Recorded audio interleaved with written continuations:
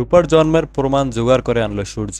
হ্যাঁ বন্ধুরা, এটাই দেখতে পারবেন আজকের প্রোমোতে। সো দেরি না করে চ্যানেলটিকে সাবস্ক্রাইব করে ভিডিওটিতে লাইক দিয়ে শুরু করা যাক। সত্যিটা জানার পর রূপাকে কাছে টেনে নিল সূর্য। অন্যদিকে সোনা বলে, দিদি ভাই আমি কবে মাকে প্রাণ খুলে ডাকবো। এ কথা শুনে ফেলে সূর্য।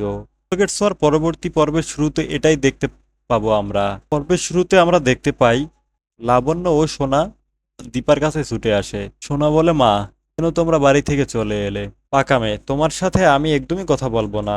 দীপা সোনা ও রূপাকে জড়িয়ে ধরে।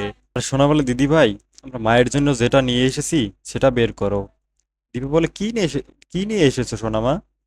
সোনা বলে, মা আমাদের তো অনেক টাকা, তাই তোমার জন্য টাকা নিয়ে এসেছি।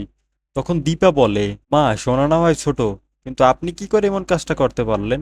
তখন লাবণ্য বলে, কারণ সোনার এটা জানা উচিত তার মায়ের সততা কোটি টাকা দিয়েও কেনা যাবে না। সো পরবর্তী প্রোমোতে আমরা কি দেখতে পাবো অবশ্যই কমেন্ট করে জানাবেন, এবং এপিসোডটি ভালো লাগলে অবশ্যই লাইক করে যাবেন।